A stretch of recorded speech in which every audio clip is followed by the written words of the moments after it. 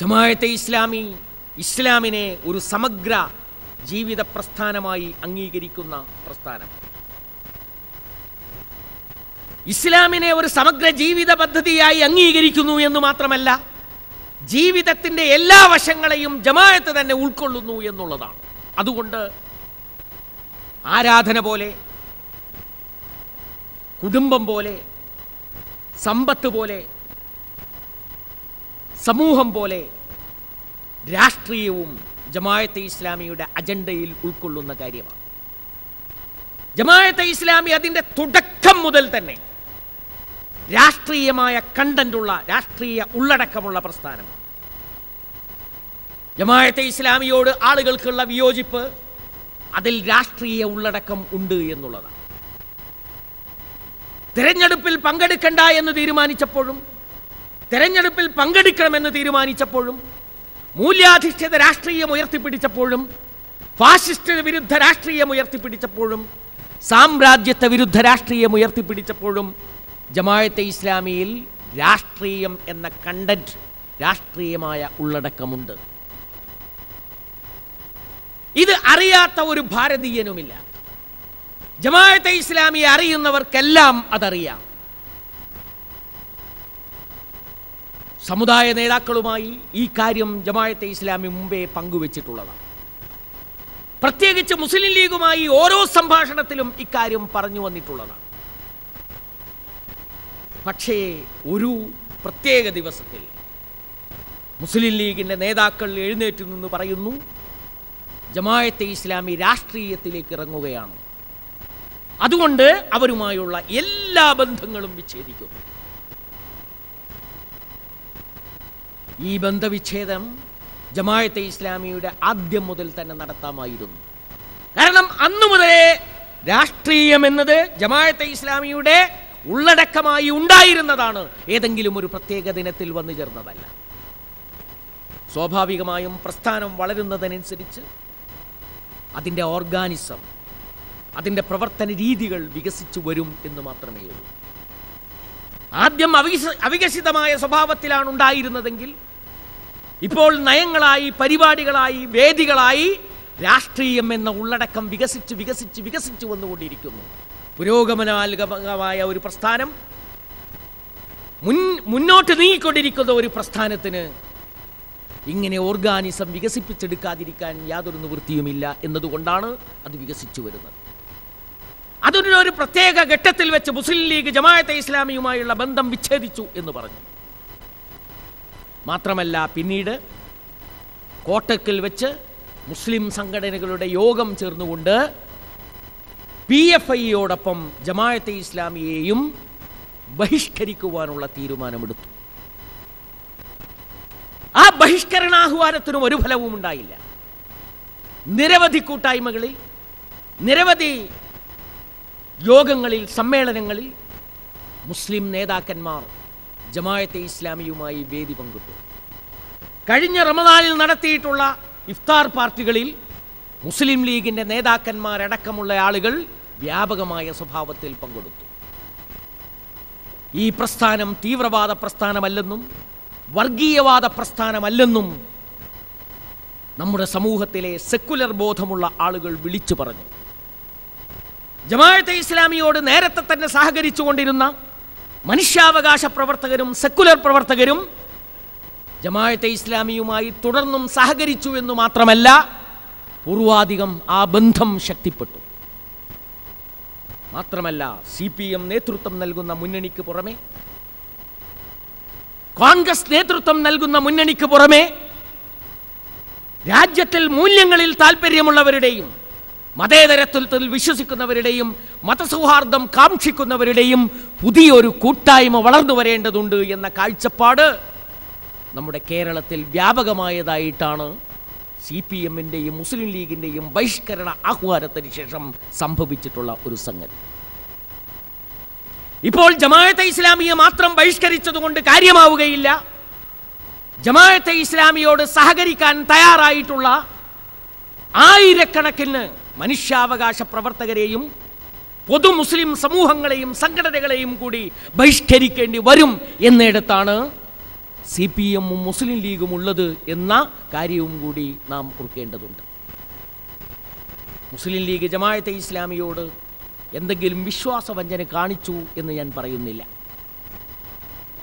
മുസ്ലിം league നേരത്തെ തന്നെ പറഞ്ഞിരുന്നതാണ്, നിങ്ങൾ രാഷ്ട്രീയത്തിലേക്ക് രംഗപ്രവേശം ചെയ്യുകയാണെങ്കിൽ നിങ്ങൾ തീവ്രവാദികളാണ് എന്ന് പറഞ്ഞ് നിങ്ങൾക്കെതിരെ ഞങ്ങൾ വ്യാപകമായ ക്യാമ്പയിൻ നടത്തും എന്ന് ഭീഷണിപ്പെടുത്തിയിരുന്നതാണ്.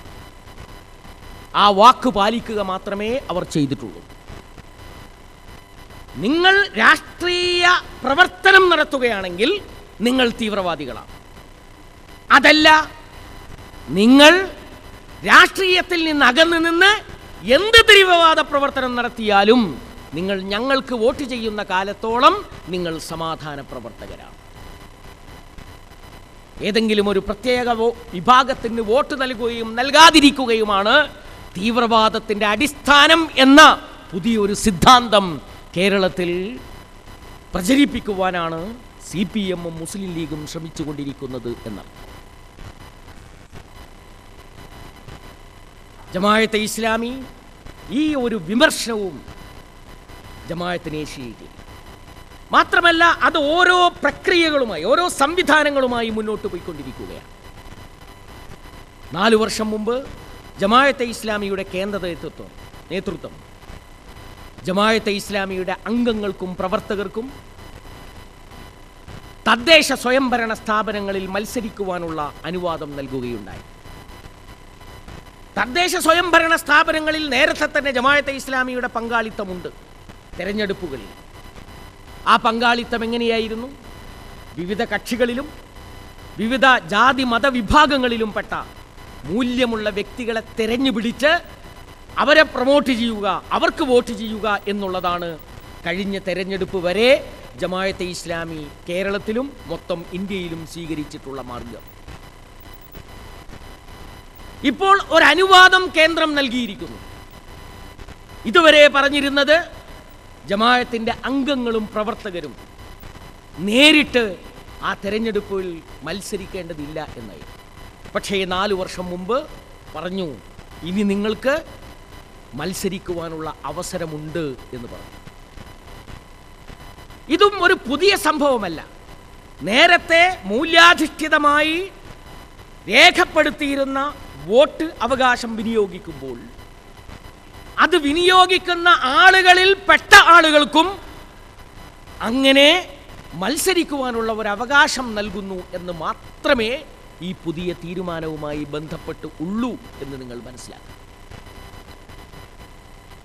പലപ്പോഴും മൂല്യമുള്ള ആളുകളെ തെരഞ്ഞുപിടിച്ച് വോട്ട് ചെയ്യുന്ന സന്ദർഭങ്ങളിൽ സാധാരണക്കാരായ ആളുകൾ ഞങ്ങളോടൊക്കെ ചോദിക്കുന്ന ഒരു ചോദ്യമുണ്ട്.